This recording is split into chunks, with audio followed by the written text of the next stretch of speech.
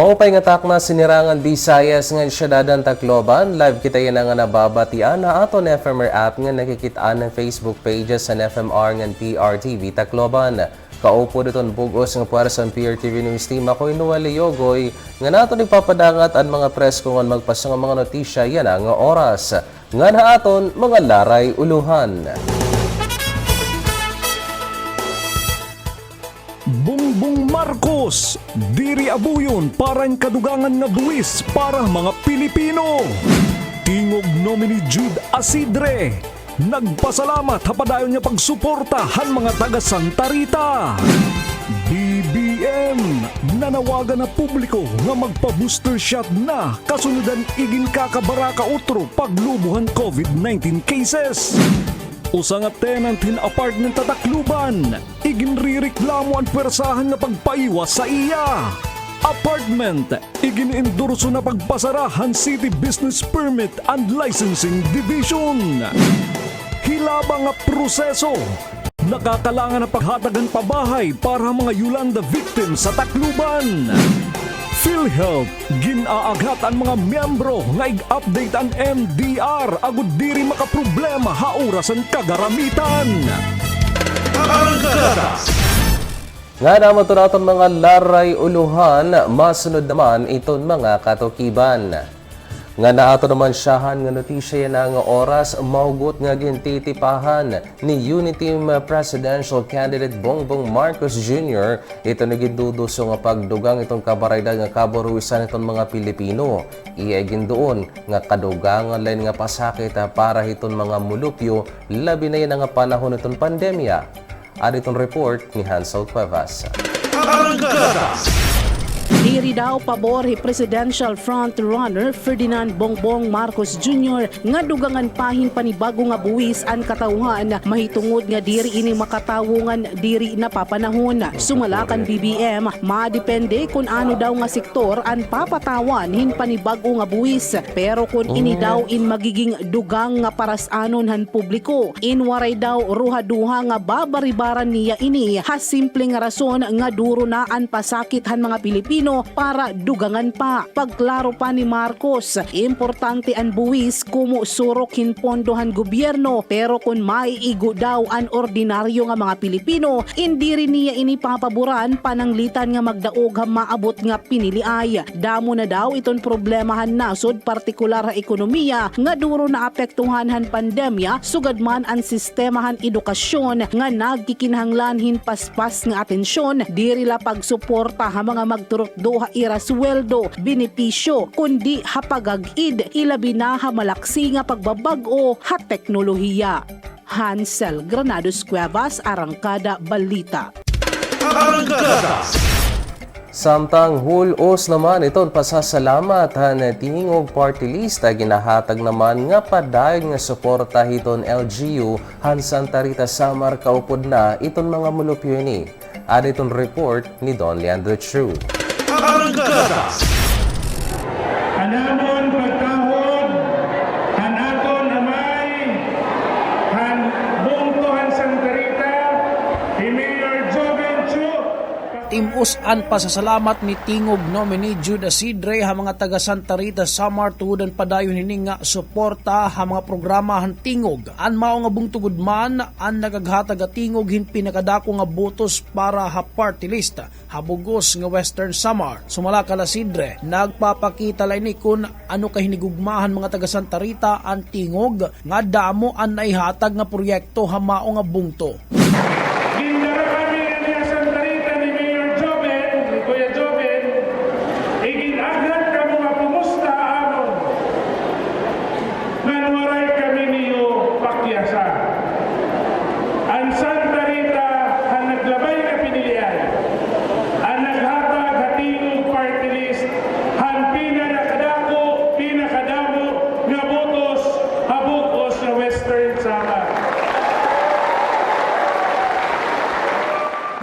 Ini nga pagyakan ni Isidre, indidahan gindumara nga grand rally han slate ni incumbent Mayor Joven Chu nga hayana na kandidato ka vice alkalde. Sa saliwanan ini han anak nga incumbent Mayor Jade Ki Chu nga nakandidato naman ka alkalde. Dinan tuig 2019 han siyahan nga makakuha hin lingkuran ang tingog, nakakuha hin botos tiga nga Santa Rita Samar. Ang tingog nga naabot 5,618 nga botos. Hapag kayo na ginpapaniguruhan ng tingog, makakuha hin tulungan lingkuran agud mas makapagserbisyo pa. Ginpapangunahan ni Representative Yeda Marie Romualdez, nominee Judah Sidre nga nominee Carla Estrada. Don Leandro Chu, Arangkada, Balita. Samtang nanawagan naman ha mga mulupyo Unity Presidential Candidate Bongbong Marcos Jr. nga di rin na mag-alang magpakuha o mag-aaro hiton tinatawag nga booster shot mahituro iton hulga han utro nga pagbuto ito ng COVID-19 cases durot iton mga panibag o nga mga variants. Ariton report ni Hansel Cuevas. Nanawagan ni Presidential Candidate Ferdinand Bongbong Marcos Jr. ang mga kwalipikado na para ha booster shot nga magpabakuna na kasunod han naging pahimatngon han World Health Organizations han posible paghitaas han kaso han COVID-19 matapos han mga paghuhukal han mga restriksyon han nasod kontra COVID-19. Sumalakan Marcos, diri na dapat pahulaton han katawhan nga otro humitaas ang kaso han COVID-19 sugad han nahitabo ha South Africa ngan India antes nga magpaturok han booster shot agud nga diri naliwat mapiritan ang gobyerno nga magpatuman hin mga palisiya nga makakaapekto ha mga magtatrabaho, negosyo sugad man ha publiko. Pagduon pa ni Marcos, naluya ang proteksyon han lawas kontra COVID-19 ha paghagos han panahon rason para pagkinahanglanon ang booster shots. Yan na lang nga bulan han magpahimatngon ang WHO nga dapat pag-andaman han nasod ang otro pagdamuhan kaso han COVID-19 mahitungod hawaray na kontrol nga mga katitirok ngan social mixing, partikular ha pagtigaman han Ramadan, Semana Santa ngan pira pa nga mga aktibidad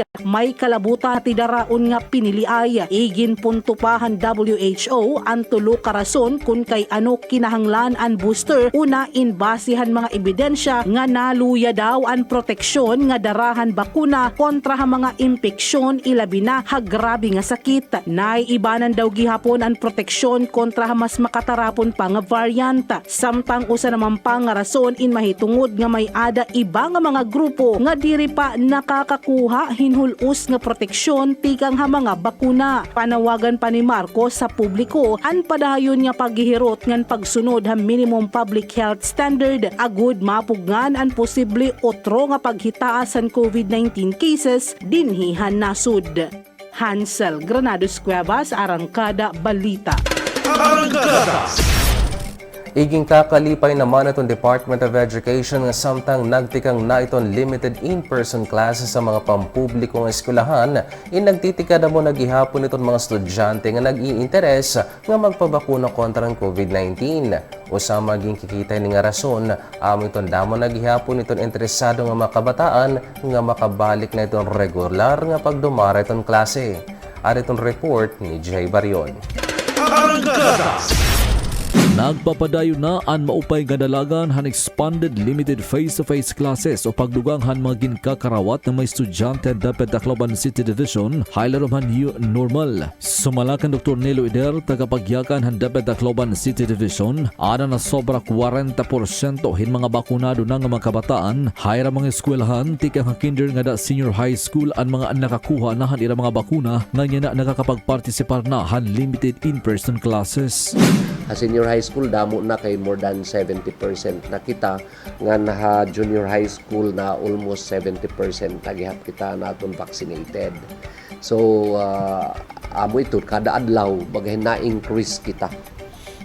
Kada kanit aton mga eskwelahan nag-implement na han limited face-to-face from kinder to grade 6 among the elementary schools nga mga high school grade 7 to grade 10 and my senior high school grade 11 and grade 12. Pero diri pa ini tanan nga eskwelahan nga grade levels inakapagdumaranahan ira limited face-to-face classes. Pero gintatalinguha nga ginpapaniguruhan naman han pamunuan nga tanan na nga mga eskwelahan Tacloban City Division in makapagpartisipar nahan in-person classes tungod nga damo na gud ang mga kabataan ito nagpapabakuna. Iton aton count no didahan pagtikanghan April may da kita more than 11,000 na nga na participate no han aton face to face no nga nag-i-increase kita every day. Okay, so we are expecting maabot na kita yan na although we do not have yet the data, but our best estimate is that we have siguro modest estimate naton makaabot na kitahin almost 15,000 considering nga damo na ito nagano.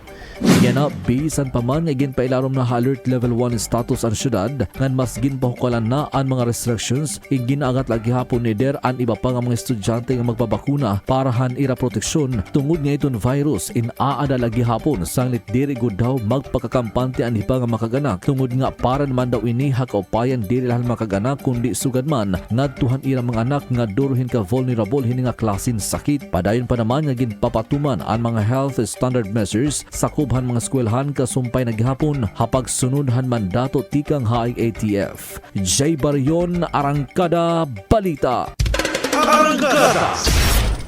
Tikang naman itong pagbutho itong pandemya nga dayon nga pag-arangkada itong vaccination roll at ang gobyerno in kadagmitan liwat nga ginpabakunahan itong BJMP ang ira mga PDL agud nga mailikay ha posible nga pagsarang itong virus sa ira mga pasilidad. Dini naman na rehiyon iging kakalipay pagsumatan BJMP nga bakunado na itong ira mga inmates.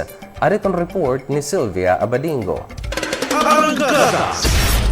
Umabot na 1,754 ang kumarawatin bakuna nga mga persons deprived of liberty bugos nga jail facility han Bureau of Jail Management and Penology kon BJMP Regional Office 8. Basar ha datos nga iginpagawa sa Nera Health Service Division may ada 1,821 populasyon in mga inmates bugos nga Eastern Visayas nga sakop ang BJMP. Hini nga ihap 1,754 ang kumarawatan first dose hin COVID-19 vaccines 1,688 ang humanahan first and second dose ngan 895 naman hini in mga boosted na.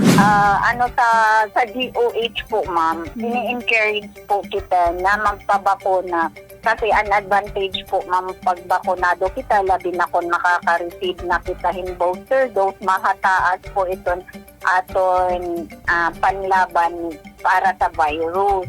So, kami din naman ma'am, depende sa availability ng vaccine from the DOH, nagsisiguro po kami region-wide na iaano namon talaga ito namon PDL submitted for vaccination. Yan ang haros nga tanan nga mga inmates and mga bakunado na. Dire pa naman gihapon iniging gagarantiya nga abrihan itong gatean kada pasilidad para in face-to-face visitation. Dara nga ang national headquarters lagi hapon itong magdidesider. Pero nga tanan naman daw nga pag-iistrikto in para naman liwat daw kaupayan panlawas sa mga preso para malikayan itong pagkakasakitan mga ini. May daging bubuhat naman itong bureau para lang makita na personal ang pamilyahan mga inmates pero ini inapaplanuhan pala nga pitad para liwat dire magkinabaraka itong pamilya sa Sakob nganan pamilya gawas. Pagkaya na ma'am, may na kami pilot jail, Tacloban City Female Dorm at saka Naval na magkamay ada ma'am sinesere nga non-contact visitation. Kumbaga ma'am, face-to-face ito hilala nga may dala hira barrier nga duduha pero magkikita ay ito hira ma'am. Magkaka-istorya nga kumbaga may dala nira barrier siguro plastic ito hiya nga igbubutang nga diri la hira ma'am magkaka-contact nga duha do magkita hira magkaka-istorya po hira. Igin patapod na maluwatan opisyal nga bisan kun diri pa igin tutugot ang face-to-face visitation. Diri naman liwat nira gin papabayan ang panlawasan mga inmates permi ininira may da nakalutaga nga pondo para hin mga medisina. Ngan ginsisigurado gihapon ng bureau nga kun may da nasasakit dayon nira naman natataganin atensyon medikal butang nga waray may nahibubutang liwat ha delikado nga sitwasyon ang mga preso. Sylvia Abadingo, Arangkada Balita.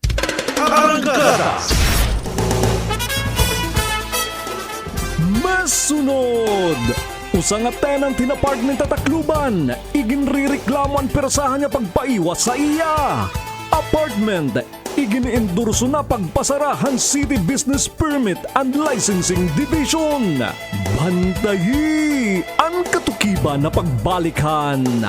Arangkada Balita. Hapagbalik naman na naton mga notisya, usang reklamo ito naging padangat din niya PRTV dito naglabay ng adlaw nga kundiin ginaaraba itong tenant tinusang apartment at Tacloban an puwersahan nga pagpaiwas sa iya hitong tag-iya hini. Naisabutan naman nga nakatalaan na unta nga ni pasadhana na sabing apartment durot itong mga nahimo nga violasyon hantag-iya. Itong report ni Dan Kerkes.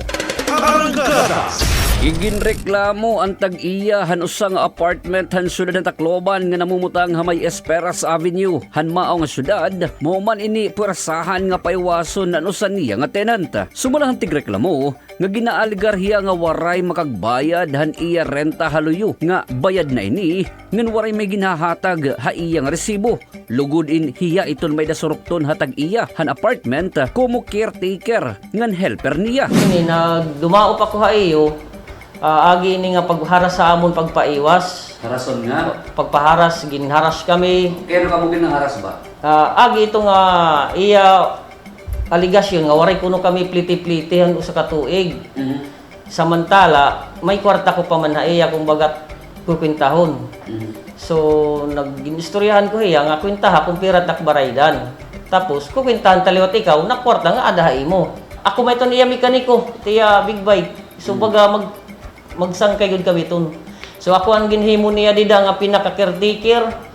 Pag-aya ditong kun ano naman lat mga sugadhan tubig, kun magkakapalya, tas ito may mga kuryente nga kuanon. So ako na ito na ayad. Bebe mo. Waray.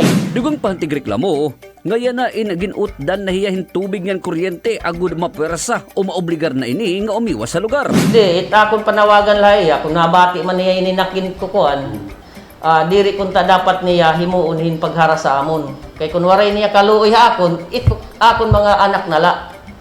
Taw nagsasapir iton kabataan, ginutdan kami kuryente, syempre may online class. Paano naman iton? Grabe nga tao, so diri makataw ini nga kuan. Ginihimo. At naging pahayag naman han barangay kapitan han mao nga lugar nga kumadanaan mga ini ha iya nga kundiin iya naman gintalinguha nga magkaasya ang tigreklamo nga ang tag-iya han apartment. Amo nga nagkaaday rahin kasarabutan nga tatagaan pauntahin usa ka bulan ang tigreklamo ug sa umiwas sa iyag nirentahan nga apartment agud makabilinghin mababalhinan. Napakanin ginatubang namon ini hirang luwa. Ito ang gumawas dito halamon pagtuay. Mr. Barida nasukot hiyahin mga more or less 100,000 katapos basiliwatan usa nga nagko-complain may adaluwat niya mga services kay usay niya nga baga electrician damit baga skillini ito may adaluwat niya mga surat mga naka-record nga services nga iya ginrender nga more than 100,000 liwatan iya suruklon. So ang nataboy ni ang ilaban namo nga magkuan waray guli ni gintitindugan man ni Mr. Barida liwat nga resibo nga waray man yan ni resibo, waray man kuan. In fact, nagsisiringin yan usa anong ginko-complain nga na usa nga napliti nila nga ito may dahiya mga witness. So, katapos-tapusan ini, nagkamay-ada na mo ni gisulbar between han two parties nga kay gusto na pliti nga tagan niya naman la at least 2 months makag-prepare kay maiwas siya kay pareha sila nag-clean kabaraydan. So ang natabo ini Mr. Barida ante tagal apartment na diri kay gusto la yung paiwason nga gusto niya dayon nga umiwas kung diri makakabayad. So umabot ang punto nga gusto niya okay na yan 1 month nga paghulat para umiwas. Labot na nasabi nga reklamo, Iniginreklamo gihapon han pira nga mga narentahan na sabi nga apartment andiri ni paghahatag in resibo ha oras nga nabayad dira. An surok hin tubig nga uusala kahugaw han lugar ngan an garawsan han septic tank nga diretso ngadto ha sidewalk ti kadto haligid ang karsada. Sangnit ginbisita han PRTV News Team ang City Licensing Office han syudad. Agud panginanuon ang estado hini nga negosyo nga nabaruan nga makatulo na ini padadihin notice mahitungod nga waray ini kuha-kuhahin business permit. Nakagbayad ito hiya, nag-apply. Pero waray ito hiya For business permit sir. Oh yes. Pero waray ito hiya maghuman pertaining han ibang mga regulatory requirements. Let's say pag-update niya structure to na let's say ha city engineer, ha Bureau of Fire, wala ito yung maghuman.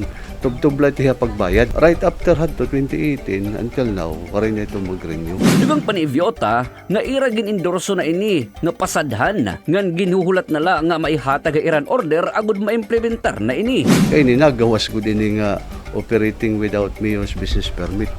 In foreclosure na talaga ito ya kay kumbaga issuance of notice to comply, kumpleto na kami ito. Makatulo na kamo nagpadara Pag-endorse na lang ito para closure order. Yan na, kumbaga mag-approve it amon opisina and then the city mayor's office itself, magawsan ito hin closure order. Matatabo ito, definitely, sasadan, papadlakan ko talaga ito. Pero amin it patatabo. Based on mga ginbuhat naman na nasasadan yung mga boarding houses, igi-inform gud anay namon ito nga mga occupant nila. Gintalinguhan naman han news team nga makuha ang pahayag han tag-iya han apartment pero waray inihan nasabi nga lugar. Dan Kirkrikyaz, Arangkada Balita. Ginadmita raman ang City Housing and Community Development Office ang Tacloban nga dakong ayat para itong local government unit ang hilabang nga proseso nga kinahanglan sundon paghatag itong pabahay para itong mga biktima han Bagyo Yolanda din nga syudad. Inito nakikitaan nga rason itong usahay na didelatar nga distribusyon na nasabi nga housing units. Itong report ni Jay Barion. Walong nakatuigan na kalabay, tika naging paglasorbo ni Super Bagyo Yolanda, nagpapabilin lagi hapon dako nga ayat, ngandiri pa masulbar-sulbar, ang problema parte ang pabahaya syudad ang Tacloban, tungod mga proseso ngan angay sundon, kundiin pagklaruhan City Housing and Community Development Office, diri lay ni harumamay kay damo pa nga mga aplikante, ang mga nakapailarong pa validation. Nabaruan, tikang Cantedens Hobson, manguluhan Tacloban City Housing, ginsumatining nga usahan mga rason amon kawaray nila ginkakaptang nga mga dokumento kabayan mga benepisaryohan pabahay tungod nga gawas ang city government o ang mao nga buhatan han raffle nga gindumara han National Housing Authority NHA tika nga to Nobyembre 8, 2016 hasta didahan nakalabay nga bulan han Pebrero 2018.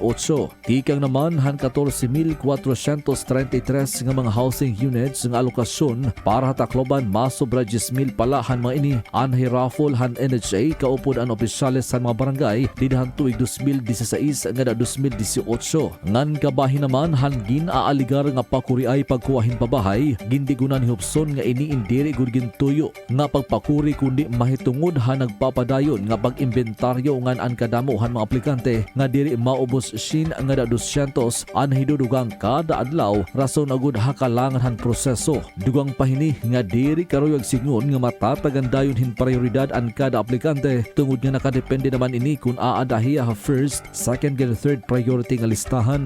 Ang first priority o ang mga nag-uukoy mga coastal areas o danger zones amwan nakatalaan pala nga kumarawat ang pabahay. Pero yan na nabaruan haluhan gindumara nga validation ng city housing nganhan mga barangay officials nga maabot 200 ang nasakpan nga diri nag-uukoy nasabi nga mapabahay. Rason naman agud ipatawag ang mga nagtatag-iya hini ngan kaistoryahon kung ano ang mga angay buhaton kung tatanggalan ba ining katungod ngan diri na hulos nga ihatag tungod han pakatalapas sa mayni han palisihan City Housing. Jay Barion, Arangkada Balita. Ginaagat naman yun na itong pamunuan ng PhilHealth ang irang mga miyembro nga mag-update ang kadatag sa member data record kon MDR bisan kung diri pa naging kikinahanglan agud diri naman magka-problema ha oras na itong kagaramitan. Aritong report ni Sylvia Abadingo. Naaghatan Philippine Insurance Incorporated kon PhilHealth an nga tanan nga mga miyembro hiningay update and member data record kon MDR bisan kon diri pa kinahanglan na hospital o magserbe nga resikito. Mas maropay daw sa maliton PhilHealth nga diri hulaton iton pag-update kun amo na lugod iton pagkinahanglan para diri naman mahasol kun papanimulusan na ang nasabi nga benepisyo. Ano it kinahanglan nga mga para ka mag-update? Una, kung may additional ka nga dependent, may ada ka anak nga bag-o, nag-asawa ka na, dati single ka, pagpamiyembro mo pa, nag-transfer ka hin employer, nag-transfer ka hin address, no? Those things kinahanglan ma-reflect po dito ha aton PhilHealth. Para kung magamit na pananglita na nasabi nga benepisyo, inconsistent ang impormasyon, diri na kinahanglan pa nga pumakato PhilHealth kay ma-update naman gudinin. Para iton interesado, nagsusubmitaralan mga ginkikinahanglan nga dokumento, sugal iton pananglitan kun anak inbibit-biton lang photocopy and birth certificate, kun asawa naman ang photocopy naman ang marriage certificate. So, such things nga mga kailangan hin-updating, pakatula po ha aton opisina ha PhilHealth, or you can email us at info.pro8@philhealth.gov.ph para ma-process namon iti updating. Lakip naman na pag-apilan opisyal nga igpadayon lagi hapon ang pagbayad ang premium ang kada miyembro. Base may padayon liwat nga makahatag in serbisyo ang PhilHealth sa mga tanan naman nga mga miyembro. Sylvia Abadingo, Arangkada Balita. Sobra sa nala kasi mana ito nabibilin mapinili ay na. Kasumpay naman inigin sigurado itong Tacloban City Police Office nga andam na ito ni Rakapulisan. Hapag sigurado itong kaimiyangan para itong eleksyon yan nga tuig. Hari itong report ni Jay Barion. Andam na ang Tacloban City Police Office para pamunuan ang kamurayawan ngan seguridad hanti arabot ng national and local elections 2022. Initong ginsumatan PNP Tacloban durante ang iragin buhat ng conference meeting didahan na kalabing adlaw. Usala ha magin desisyonan han puwersahan kapulisan amo ang deployment han mga personel ngadto 884 nga mga presinto ng 37 nga polling centers na pulok adlaw antis umabot ang Mayo ang 9 adlawhan eleksyon. Sumalakan Police Major Marjorie Manota, Chief Han Police Community Relations and TCPO Headquarters, wari pa naman may niranahipatik ng election-related incidents sa buwatan. Nga ni manunumduman, dinan Enero ang 9 hininga tuig, igin kasanaan City Comelec checkpoint ang mga panguna nga makakalasadahan maunga syudad. Hakabugusan, nagpapabilin pa nga mahimyang ang syudaran Tacloban patapod pa ni Manota. Labutla, igin pahinumdum gihapon han opisyal ang ngadtuhatanan nga botante nga diri bagpadara han hugay han salapihan mga kandidato kundi huna-hunaon ang kabubuhason han masunod nga henerasyon. Jay Barion, Arangkada Balita.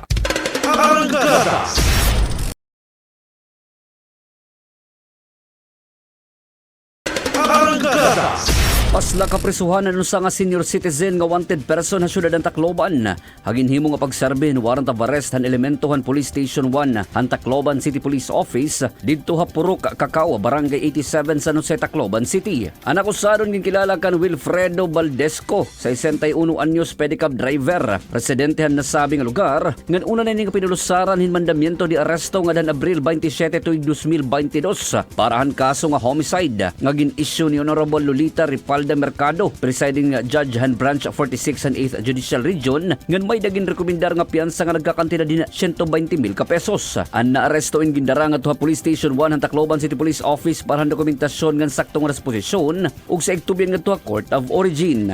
Samtang arestado naman ang duwa nga suspect hin pangawat habagsakan area han Barangay 37 Reclamation Area han syudad ng Tacloban. Kakulop nga adlaw. Ang mga suspect in ginkilala kanda Richard Samaro, 28 anyos, market laborer, residente han Barangay 74 Nulatulahan na sabi nga syudad, ngan Jason De Los Reyes, 27 anyos o sa gihapon nga market laborer, ngan residente naman han Barangay 37 Reclamation Area han syudad ng Tacloban, ngan antig reklamo in ginkilala naman kan Ronald Bulanday, 38 anyos o sa nga negosyante. Base inisyal nga investigasyon inagawas nga samtang may naginihimo ano sa nga witness hasakob han tindahan, inakitaan niya ini nga irang mga anay laborer nga nagkikinuha hin gasolina ti kang iragas tank han sarakyan han tigreklamo ngan ginbabalhin ti kadto usa nga plastic container ngan hapagsawayahan mga ini indayon nga lumakat ang mga suspect sakay usa nga tricycle daraan mga container fuels. Ha impormasyon nga nakuwahan kapulisan innatadaan ang mga kumalagyo nga suspect nga nagiis na kausa nga tindahan ha reclamation area ngan han pagsakubahan na kapulisan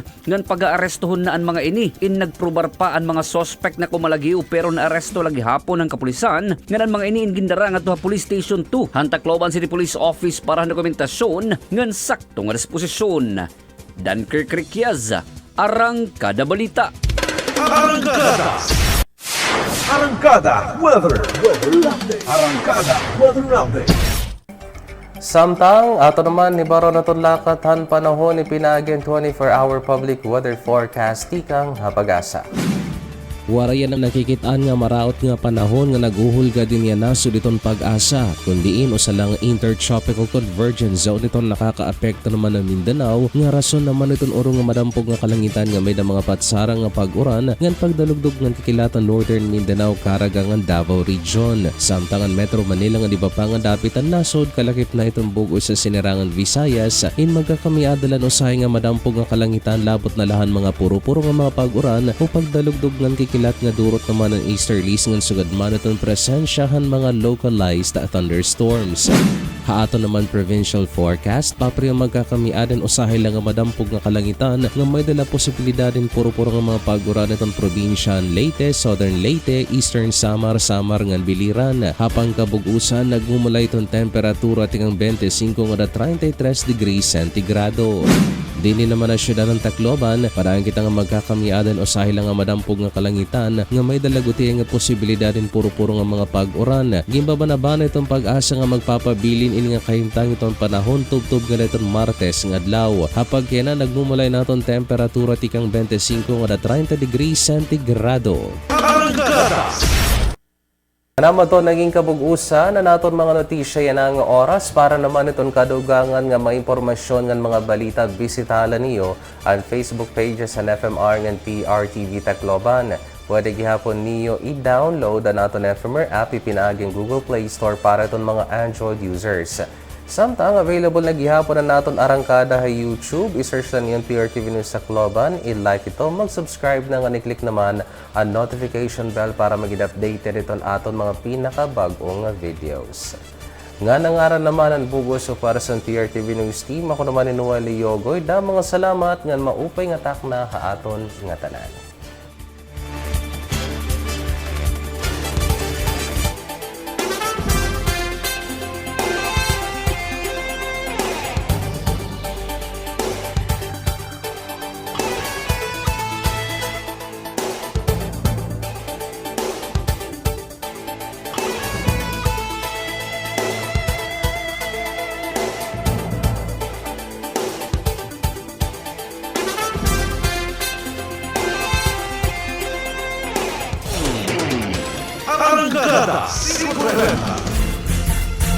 Mga nagbabagang balita tungkol sa mga mahalagang pangyayari sa ating bayan. Arangkada 5:30.